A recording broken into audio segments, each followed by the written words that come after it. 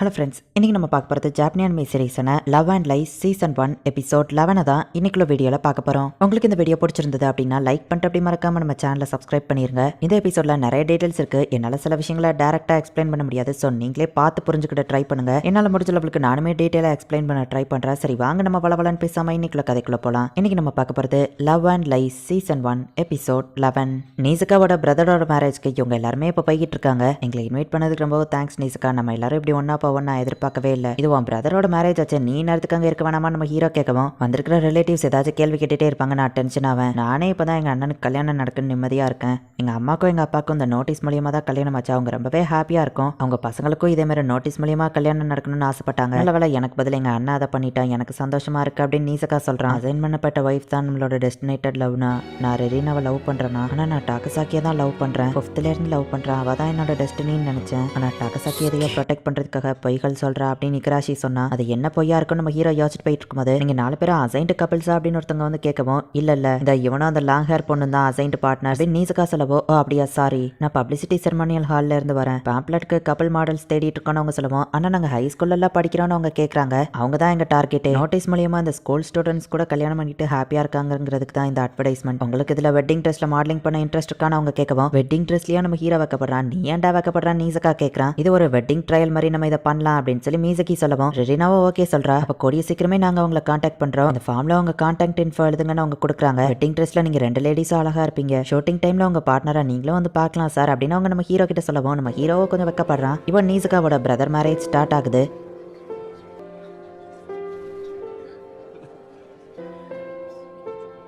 அவங்க எல்லாரையும் வெயிட் பண்ண வச்சதுக்கு மன்னிச்சுக்கோங்க, மணப்பெண்ணும் மணப்பையனும் வந்துட்டாங்க அப்படின்னு சொல்லவும் எல்லாரும் கைத்தட்டி வரவேற்கிறாங்க.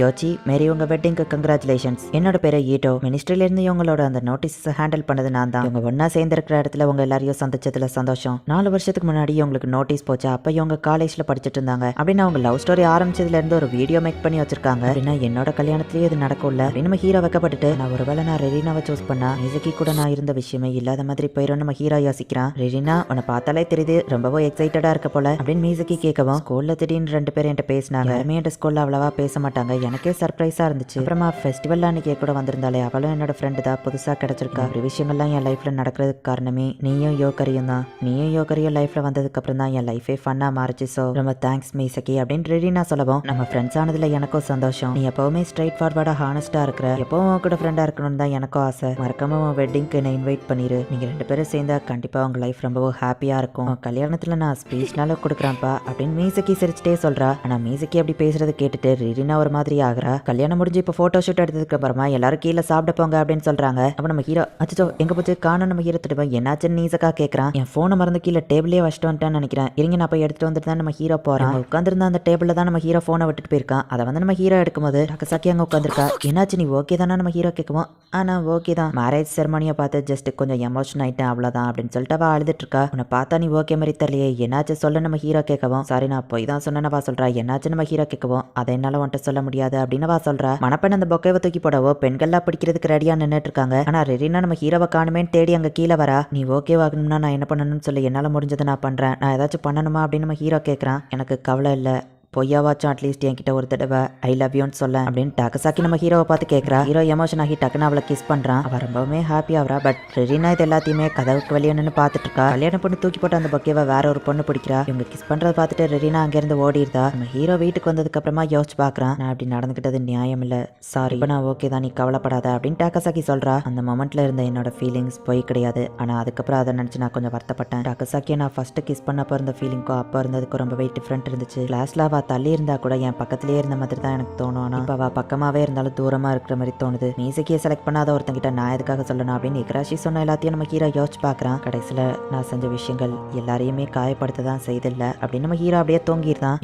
யோகரி எந்தி நம்ம ஹீரோ அம்மா வந்து நிக்கிறாங்க. சானடா ஃபேமிலியோ நெஜ்மா ஃபேமிலியோ ஹாட் ஸ்பிரிங் போலான்னு முடிவு பண்ணிருக்காங்க. இப்ப லேடிஸ் எல்லாம் தனியா ஒரு பக்கம் போகவும், அம்மா இப்படி விட்டுட்டு போயிட்டீங்களே அப்படின்னு நம்ம ஹீரோ ஷாக்ல நிக்கிறான். உனக்கு இதை பத்தி தெரியுமா நம்ம ஹீரோ ரின்னா கிட்ட கேட்கவோ, தெரியாதுன்னு வா சொல்றா. ரின்னாவை கூட்டிட்டு போய் இந்த இடத்த சுத்தி காட்டு நம்ம ஹீரோ அப்பா சொல்றாங்க. ரெரினா அப்பாவோ போயிட்டு வாங்கன்னு சொல்றாங்க. சோ இப்போ இவங்க 2 பேருமே தனியா போறாங்க. இப்படி காலை வச்சு கிராஸ் பண்ண அப்படின்னு ரெரினா சொல்றா. நீ தான் என்ன சுத்தி காட்டுற மாதிரி தெரியுது. ரெரினா பார்த்து நம்ம ஹீரோ போய் பிடிக்கிறான். தேங்க்ஸ் யோகரி அப்படின்னு வா சொல்லிட்டு நம்ம ஹீரோ ரெரினாவை டச் பண்ணவுமே அவங்க 2 பேரும் கிஸ் பண்ணதுதான் அவளுக்கு ஞாபகம் வருது. அதை பத்தி நான் இப்ப யோசிக்கிறதுனால எந்த பிரச்சனையும் இல்ல. சரிவா யோகரி நம்ம அங்க போலாம் அப்படின்னு ரெரினா சொல்றா. அப்படியே இவங்க 2 பேருமே ஜாலியா இந்த இடத்த என்ஜாய் பண்றாங்க. அச்சோ சுடுதே நம்ம ஹீரோ கையில வச்சுட்டு நிக்கவும் அதை பாதியா பிச்சு ஆறவைன்னு ரெரினா சொல்றா. நம்ம ஹீரோ பண்றதெல்லாம் பார்த்து ரெரினா சிரிக்கவும் முதல்ல மீட் பண்ணப்ப இருந்ததை விட நீ இப்ப அதிகமா சிரிக்கிறா நம்ம ஹீரோ சொல்லவும் மியூசிக்கும் அதே தான் சொன்னான வா சொல்றா. டைம் நம்ம ஹோட்டலுக்கே போலான்னு அவங்க முடிவு பண்றாங்க. ஓ 2 பேரும் வந்துட்டீங்களா, இந்தாங்க உங்க 2 பேருக்கு உண்டான கீ. உங்க லக்கேஜ் ஆல்ரெடி உங்க ரூம்ல வச்சிட்டோன்னு அவங்க கொடுக்குறாங்க. நீ ரூமா நம்ம ஒரே பெட்ல தான் தூங்கணுமான்னு ரெரினா கேட்கவும் அன்னைக்கு நடந்த மாதிரி நான் எதுவும் பண்ண மாட்டேன், நான் ஒழுங்கா நடந்துக்கிடுவேன். அதான் அன்னைக்கு நான் வேணும்னு பண்ணல, நீ என்ன நம்பலாம் நம்ம ஹீரோ சொல்லவும் நான் உன்னை நம்புறேன், நான் அன்னைக்கு நடந்ததெல்லாம் எப்பவோ மறந்துட்டேன், நீ கவலைப்பட தேவையில்ல, ஜஸ்ட் என்ஜாய் பண்ண அப்படின்னு வா சொல்றா. இப்ப 2 பேரோட ஃபேமிலியுமே ஒன்னா உட்காந்து சாப்பிடுறாங்க.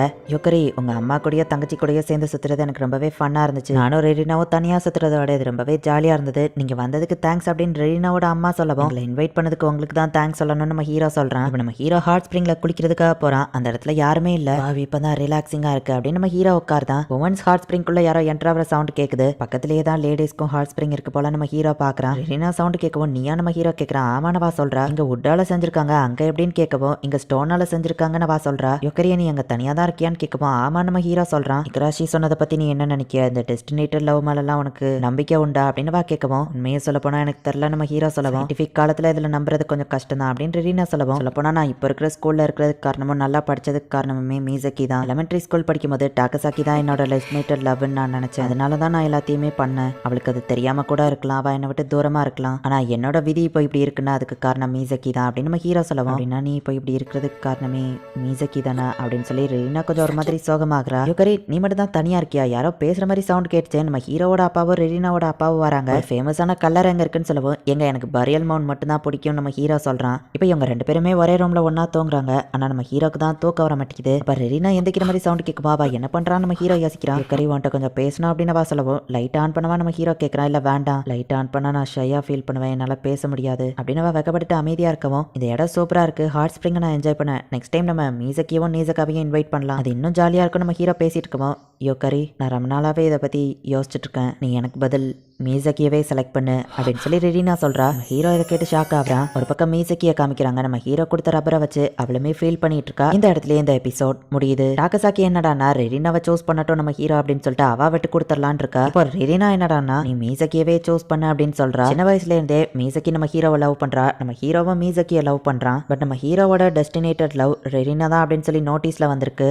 நெக்ஸ்ட் எபிசோட் தான் கிளைமேக்ஸ் அண்ட் நீங்கள் எதிர்பார்க்காத வேற லெவல் விஷயம்லாம் உங்களுக்காக காத்துட்ருக்கு. ஸோ மிஸ் பண்ணாமல் பார்த்து என்ஜாய் பண்ணுங்கள். அண்ட் உங்களுக்கு இந்த வீடியோ பிடிச்சிருந்தது அப்படின்னா லைக் பண்ணிட்டு அப்படி மறக்காமல் நம்ம சேனலை சப்ஸ்கிரைப் பண்ணிடுங்க. தேங்க்யூ ஃபார் வாட்சிங். பாய் கைஸ், நெக்ஸ்ட் எபிசோடில் மீட் பண்ணலாம்.